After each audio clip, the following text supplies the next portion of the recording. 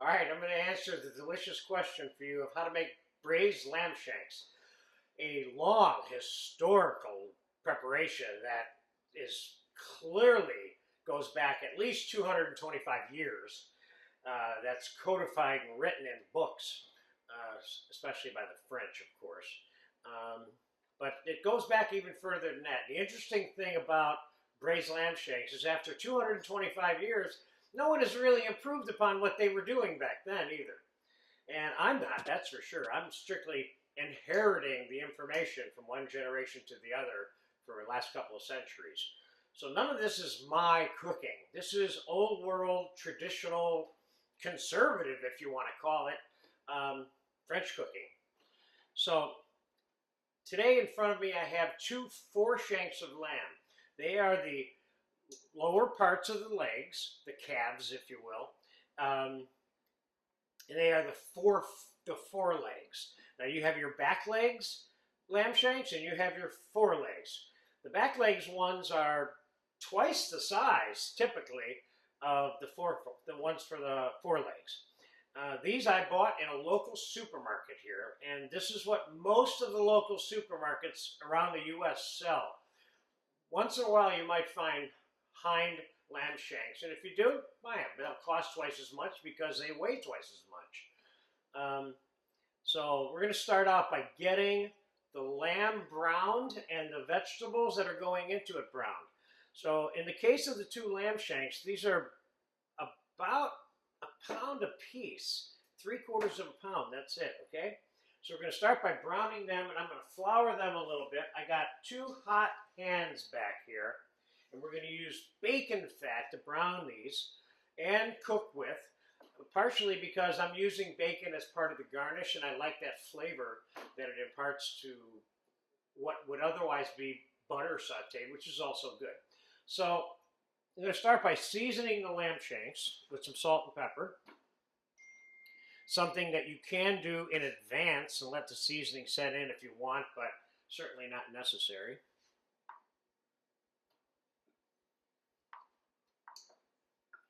And we are going to give them a little flour. Now keep in mind, I'm going to show you a good basic way of doing this. You don't have to saute the lamb shanks, and you don't have to flour them. You can roast them in the oven until they're brown in advance of braising them. Or you can roll them around on a grill in advance of braising them. I'm choosing to do flouring them and sauteing them a little bit because it's a very traditional way to brown them in preparation for the braising. Oftentimes, and in this particular case as well, braising sometimes will include a slight or short sauteing or browning process of the things that are going to be braised. So we're going to get these in there, and we are going to get the celery, carrots, and onions. I got about 3 cups, large cut, with some bay leaves. So we're going to cook this in some bacon fat as well. And I have a hot pan back there. There's a couple of tablespoons of bacon fat, and there is the mirepoix.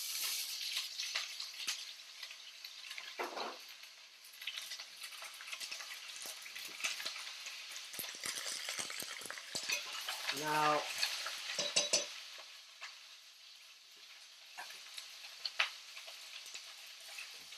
these can be browned a little bit more.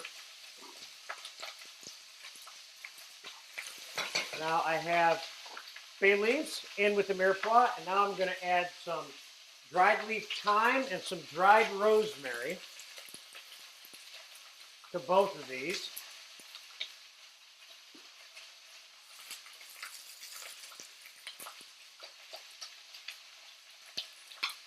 So I want to define braising for you for a second while these are browning. This is to typically, when it comes to lower cuts of meat, which are the ones that are usually braised because they're tough and they're normally cooked well done. Of course, there are higher grades of lower cuts of meat, like sirloin, that are served medium rare, but not things like lamb shanks. They're always cooked well done, otherwise they're too tough to eat. So let's get this mixed up. So what is braising? In this case, and in almost every case I can think of, with exceptions of course, it means to cook slowly in a covered pot, typically in the oven. Doesn't have to be. Sometimes it can be done on top of the stove as well at a very low temperature, until they're tender enough to eat. One of the tricks that you're going to learn in this particular lesson, as well as many other braising lessons that are in this class called braising, is the braising liquids that you make. You're actually making your own stock and then making the sauce out of the stock that ultimately is served with the item that you braised. We're going to start our liquid out with water and some garlic and some tomato paste and a few other odds and ends. But in the final analysis, we're making our own sauce at the same time that we're making the braised lamb shanks. All right, these are ready to be turned.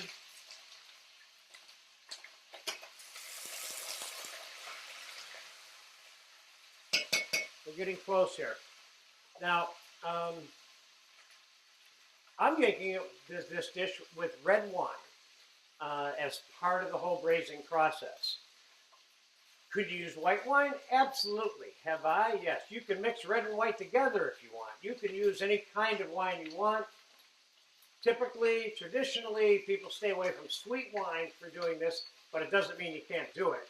People do it all the time, and they produce very nice sauces like this also. So I'm going to be back in about 3 or 4 minutes. The vegetables are going to be done. Then we're going to go through the quick deglazing process of these pans with the wine, and we're going to get them all in the braising pan and get it into the oven. So I'll be back in 3 to 5 minutes. Okay, about 3 or 4 minutes has passed. The veg are browned enough. As you can see, the lamb shanks are nice and brown. And what I'm going to do here is I'm going to take this fat, add it to this. That is part of the bacon fat and part of the little bit of lamb fat that just rendered off the lamb during the sauteing process. So now, being sure not to burn the garlic, because you don't want your whole braised dish and its sauce later to taste like garlic, we're going to put the garlic and cook it with the mirepoix. I'm going to show you what that looks like in a second. I got about 1/4 cup of garlic there. And this is such a nice braising pan for this size of lamb shanks too. Now, got a little bit of garlic in there. I'm going to mix a little bit of tomato paste in here. Not much. But remember now, in this particular case, we are making a brown sauce. We're kind of browning everything that's part of this preparation. So in keeping with the tradition of making brown sauces, I'm adding a little tomato, which is very typical of people who make this kind of dish. Chefs, cooks, whoever. So now we're going to mix that up a little bit. And I'm going to take a couple of cups of red wine, put it in here. I'm going to reduce that down like maybe by 50%. And we're going to deglaze this pan over here a little bit too. And here's what I'm going to do. I'm going to take the lamb shanks, put them right in the unreduced red wine. As you can see where we're going here. Now I'm going to let this reduce for, I don't know, 8, 10, 15 minutes, whatever it takes. We're going to cut this away and time elapse this for you. We're going to come back when that wine is reduced 50%. And then we're going to add a little bit of water. And we're going to cover it up and put it in the oven. So I'll be back when the wine is finished reducing, 8, 10 minutes. Okay. The wine has been reducing about 10 minutes. And I'm going to show you what it looks like. What we've got there is nice sauteed mirepoix with garlic, rosemary, thyme, bay leaf, and reduced red wine in bacon fat. All sounds good already, you know. Now what I'm going to do is I'm going to add about a cup and a half, 2 cups of water. The lamb is still exposed. This is not submerged. Could it be submerged? Yes. Could I have less liquid in here if I wanted to? Yes. What's only relevant in terms of the final analysis of how much liquid should be in here is you need enough liquid in here to have and create continued moisture throughout the cooking process. This is no longer a browning process. This is now a crock-potish kind of thing inside of an oven, if you will, you know? So my point that I wanted to make about the amount of liquid, more importantly, is that all that's truly important is that in the final analysis, when we make the sauce that's going to come out of this braising liquid later, 3-4 hours from now, after these are cooked and we're ready to do that, that we reduce that sauce to the right amount of flavor and texture that we need and want to serve with the lamb shank. So it doesn't matter if there's a lot of liquid in there, because we'll reduce it down. And if there's not too much liquid, we need more. We'll add some water to reconstitute the fact that it wasn't diluted enough, if you will, to use as a braising liquid and then to complete as the sauce. So I'm going to put a lid on this. It's going in a 325 oven. Now you can cook this at 275 if you want, or you can cook it at 375. I'd like to cook it right around 300 to 325. Cook it slow, unless you're in a hurry. God forbid, you don't want that, but you can do it. All right, so I'm going to get the lid on this braising pan, and we are going to pop it in the oven, and then I'm going to disappear with this lamb in the oven for 2 or 3 hours before we come back to continue this video. So this is a very long time-elapsed shot, okay? Will I check on the lamb once every half an hour or so? Yes. But I'm not going to get a lot of evaporation of the liquid because I'm in a sealed container, which is part of what this process includes, okay? The great thing about this particular kitchen is, especially in the context of the entire braising class, which includes another 12 to 15 things besides this is all being done in a really nice, normal, regular, average kind of home kitchen. And I like that because I always say the best cooking and the best meal that you will ever have will be at somebody's house, not out at a restaurant. I guess that's subject to your opinion. All right, I'll be back in a couple hours, give or take, and I'll let you know how long, okay? All right. Okay, back with the lamb shanks exactly 3 hours later. The only thing I did with these lamb shanks was I looked at them 3 times. One time, which is the last time I looked at them, I just turned them over. I didn't have to, but I just do it because then they're kind of equally laying in the juice. They're cooking the same regardless whether they're in the juice or not once they're in that sealed pot, okay? So here's the plan here now. So pay attention, if you will, because this is probably going to be a long video. What I'm going to try to do here is show you the completed version that is what I would call the home-style version of this, and then I'm going to give you a more refined version of the same lamb. So we have 2 lamb shanks in the oven. We're going to put one on this plate and one on this plate, and we're going to do them a little bit differently. But some things are exactly the same. They were all browned. They all have the same flavor in the sauce. They were all cooked at the same amount of time. So the actual braising process itself, minus the refinement of the finished braising liquid into a sauce, which is what we're going to do for this one, but not for this one, they're exactly the same other than that. So let's pull the pan out and take a peek.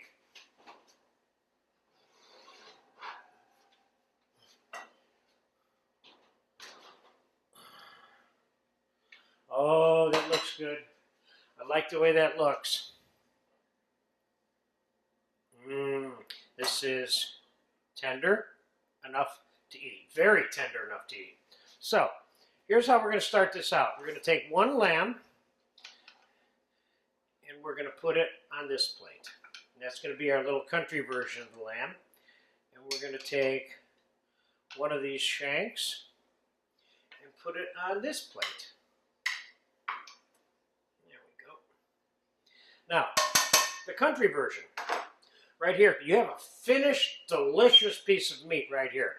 Now I'm going to take the vegetables that are part of this whole braising process with the mixed garlic and the little herbs and spices that I had in there, minus the bay leaves, and I'm going to put it over the top. Now these vegetables are good, but they are stock-logged. They are traditionally, I would consider them to be overcooked, and they have no color, but they're still good. And making a version of this dish with some rice that you made on the side, or some noodles tossed in cheese that you made on the side, or whatever, some boiled potatoes, which is what I'm going to end up adding to this one, you've got yourself a done braised lamb shank, very home style, country style. And all you'd have to do is take some of the sauce, being careful not to get some of the fat on there at this point, ladle it over the top, sprinkle some chopped parsley on there. That's probably the fanciest part of this. And that is a country home style, probably the easiest and fastest version of how to make what we're making here today, okay? Now I'm going to proceed to go to some of the things that I want to do to this one to show you what might or could be different, okay? I'm not saying at any point here that any one of these is better than the other one, because they're both very good. One has a different sense of time and energy that's been put into it, and might be a little more fun to eat for some people. So we're going to strain the juice first.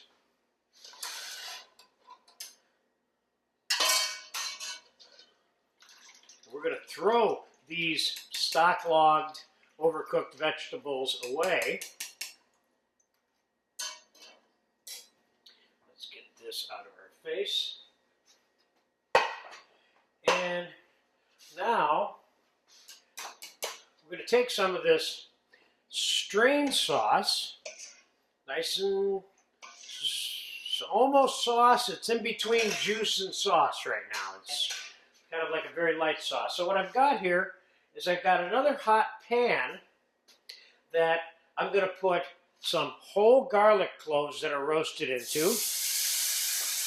I'm going to put some bacon lardoons in here, which I made earlier. This is where I got the bacon fat to saute the lamb shanks in originally. I've got some whole roasted shallots. Oh, let's put 3 of them in there. And I've got some sauteed quartered mushroom pieces. Keep in mind that there is a lesson for the roast garlic, the bacon lardoons, and the roasted shallots in the skills section.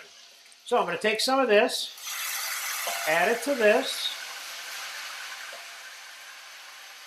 The sauce is reducing. It's been strained. It's a little cleaner looking.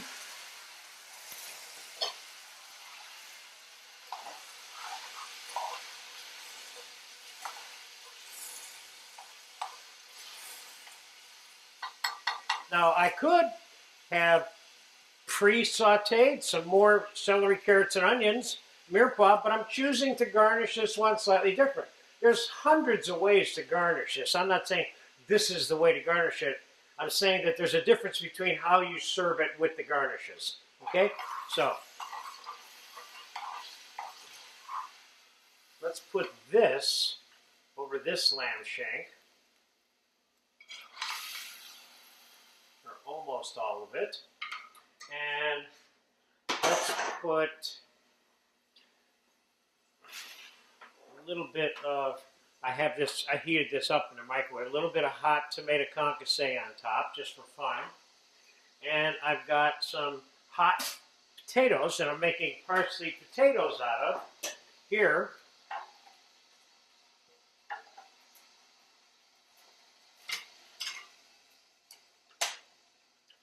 So, we have a lesson for the parsley potatoes. So I'm going to toss the potatoes in melted butter.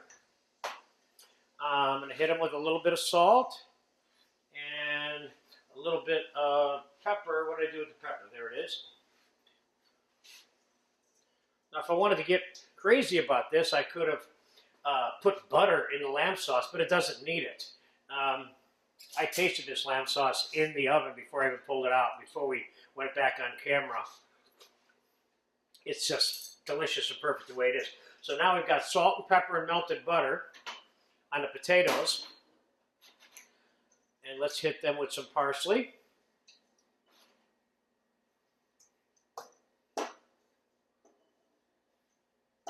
Now you've got some little parsley potatoes with this. Also, and there you kind of have it. This is don't worry about wasting this sauce, because we're not. You can put this sauce in and around anything. And I could have taken the time to reduce all of this sauce and make it more concentrated to split between both of these, and in which case I would have had just the right amount of sauce, because I got about a cup of sauce left here. So here's a little bit more, slightly more sexier, if you will, braised lamb shank. And here's a real nice down-home country version. They both taste really good. This one's got a few more different textures and flavors sprinkled around it to make it a little more fancy. This is a very significant demonstration in this particular braising class, because of all of the many, many braised lower cuts of meat, many of which are in this particular class. There's different lessons that involve doing the same thing like this, like I did with these lamb shanks, only 2 other pieces of meat. This is a very good example that embodies 2 different ways you can go with the same thing and end up with a different product. Like if you went to one restaurant, they'd probably charge you $15 for this. You go to a restaurant down the street, they'll charge you $25 for this. But that's because this has more sex appeal, if you will. So there you have it, a good version of braised lamb shanks, country style, and a little bit of Chef John Turzak style over here. And either one you want, you're going to eat them, you're going to love them, okay? So there it is, braised lamb shanks.